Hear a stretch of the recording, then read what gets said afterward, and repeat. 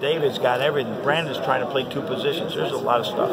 Coach, where would you have picked Michigan? Oh, don't ask me that question. You know I'm not asking that. I'm not answering that question. Here's what I do know. Anybody saying Iowa with 5 starters back, it took us into overtime, right? Minnesota's got several players back. Wisconsin with everybody back. They lost their best players, and you're picking them in the bottom half. That's not. They don't know those teams like I know them. So let's say that. All right. Let alone the other teams.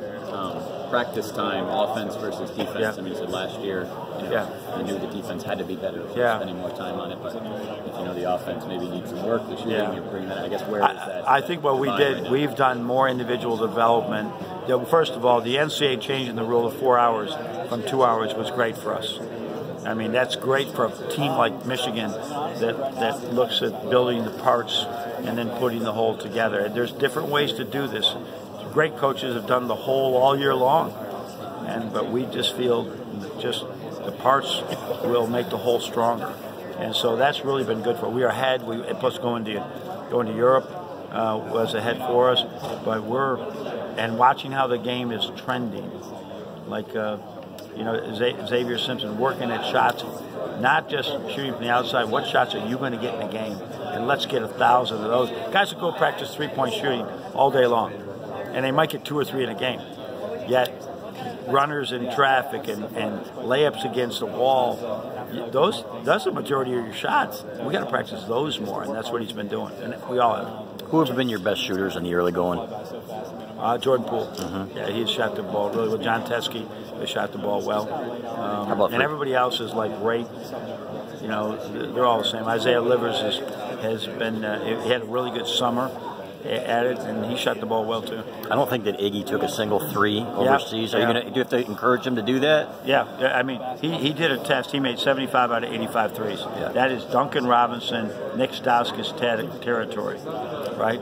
So is he like those two? Probably not. But he's certainly not an over guy, right? So somewhere we had to get him comfortable.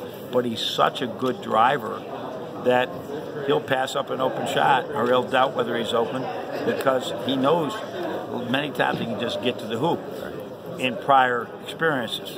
In the Big Ten, you ain't getting to the hoop, so we got to get him to be able to slow down, play with pace. You've been in the title game twice. A lot of these teams in this conference have been there since Michigan State last won it.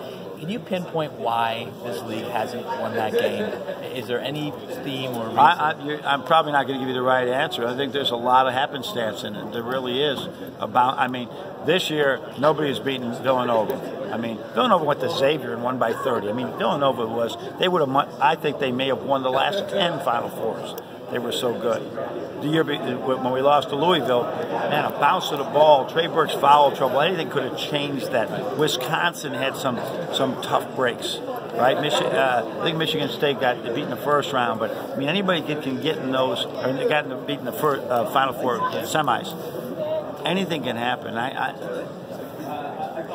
It's something that certainly everybody wants to have happen again.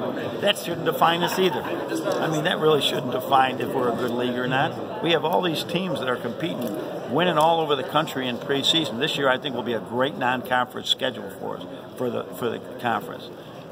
That shows our power and not necessarily winning it all. Do you think when a Big Ten team wins it, it'll be an older team or a team that has a bunch of those? No, it'll be an older team. Okay. I think it'll be an older team. I think about, what could we have done last year? Let's say if DJ Wilson was still there, that may have made things differently. So and I'm glad what he did. That was better for him. I'm not regretting that. But we had a 5th-year player, 2 4-year players, and a 3-year player last year in that lineup.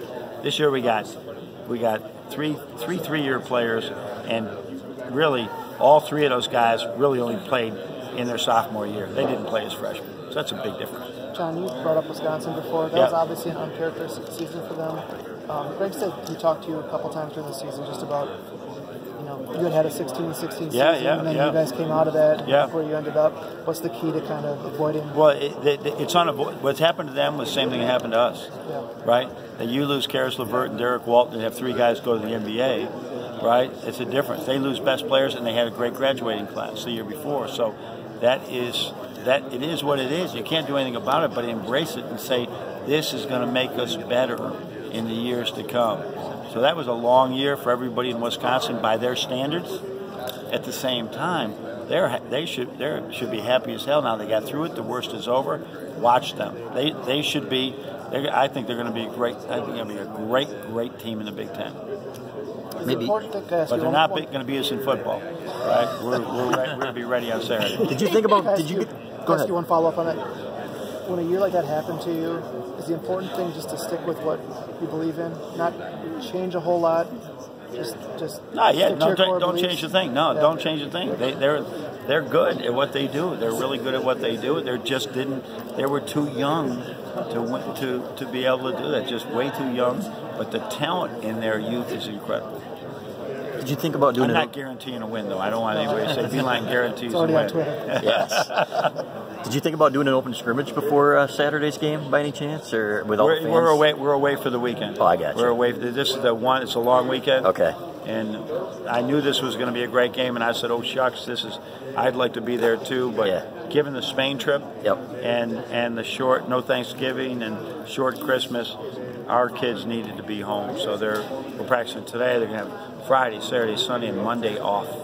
Go home, and so that we can be at our best and not homesick or burnt out later on. A sellout of season tickets, you're getting pretty close to it. Talk about the demand and the bounce that you got from that in recruiting. Yeah, I think that